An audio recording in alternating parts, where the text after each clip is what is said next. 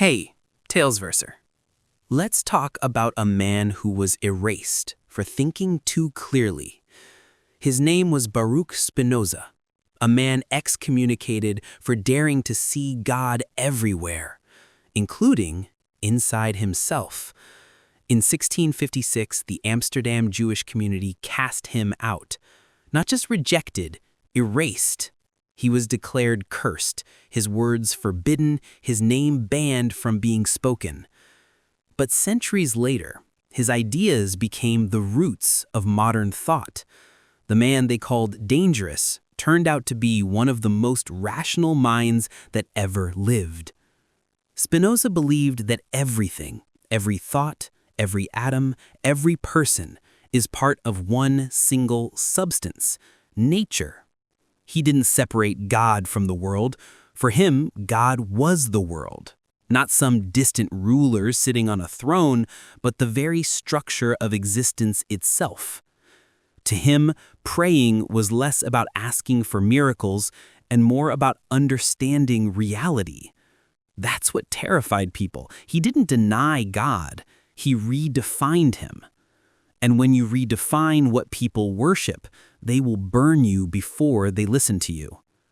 But Spinoza didn't fight back. He didn't start a cult. He didn't beg to be accepted again. He just walked away, quietly, calmly, and kept thinking. He made a living grinding lenses, writing in secret, shaping thoughts that would later inspire Einstein, Nietzsche, and every modern human who's ever tried to find peace through logic instead of fear. Spinoza taught that freedom doesn't come from doing whatever you want. It comes from understanding why you want it. Real freedom, he said, is clarity, not chaos. It's when you stop reacting to the noise around you and start living in alignment with nature, not as a rebel, but as part of something much larger than yourself. That's the paradox he left us. To control your life, you must first understand that control is an illusion. You don't master the universe, you simply stop fighting against it. And maybe that's why Spinoza feels so relevant now, because we live in a time where everyone wants to be right, but few want to understand. Everyone wants to win arguments, but no one wants to see the bigger system that connects it all. Spinoza didn't want victory. He wanted clarity. He believed that once you see the truth clearly, peace follows naturally, not as a reward, but as a side effect of understanding. He didn't believe in heaven or hell as destinations. He believed they exist right here, in how you think. Hell, he said, is confusion, being trapped in passions you don't understand. Heaven is the quiet acceptance of truth. Not joy, not ecstasy, but serenity. A kind of steady peace that can't be taken away. And that's what makes him dangerous, even now. Because a calm mind is the hardest thing to control.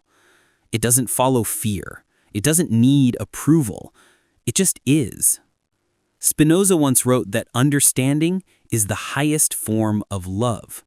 Not the kind of love that clings or worships, but the kind that simply sees. To love God, he said, is to understand nature. To understand nature is to understand yourself. And to understand yourself is to dissolve the illusion that you were ever separate from the world around you. That's the peace he found, and the one most of us run away from.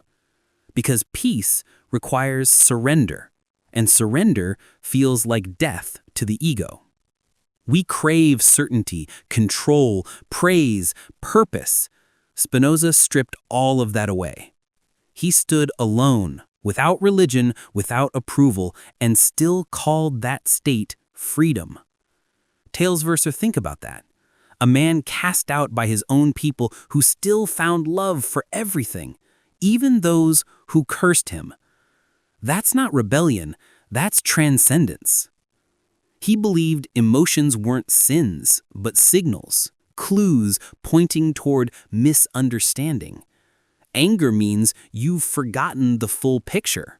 Fear means you've mistaken yourself for something smaller than you are. Joy comes when you align with the nature of things, when what you want finally matches what reality allows. That's not mysticism. That's psychology centuries ahead of its time. He saw how thoughts create emotion, how emotions shape action, and how ignorance breeds suffering. He didn't see God as a person, but as the infinite pattern behind everything that happens, from a falling leaf to a human heartbreak. So when Spinoza said God or nature, he wasn't being poetic. He was describing the most rational kind of spirituality possible. A spirituality without superstition, one that doesn't require worship, only awareness.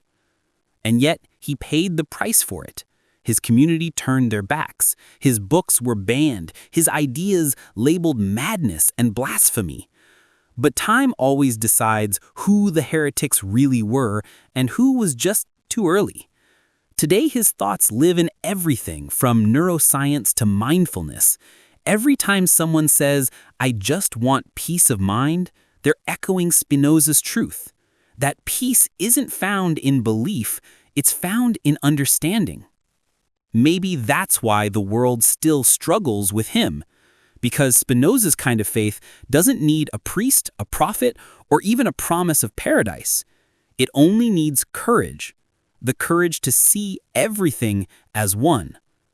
He once said that the more you understand, the less you hate. And maybe that's the most dangerous idea of all, because a world built on fear needs hate to survive. It needs division to keep people obedient. But understanding dissolves all of that. It frees you from the need to take sides. And once you stop taking sides, you become uncontrollable. So yes, Spinoza was excommunicated, but maybe exile was the price of real clarity. Maybe silence was his final lesson that truth doesn't need a temple, only a mind willing to see it. And that, Talesverser, is what makes him unforgettable. He didn't build a religion, he built a mirror. One that still reflects our faces when we ask the hardest question. Can I live in peace, even if no one agrees with me? Spinoza did. And maybe that's why, even after being erased, his thoughts still live, quietly, inside every mind brave enough to think for itself. And that's a wrap, my dear friends. Thanks for hanging out with me. Until next time, stay awesome.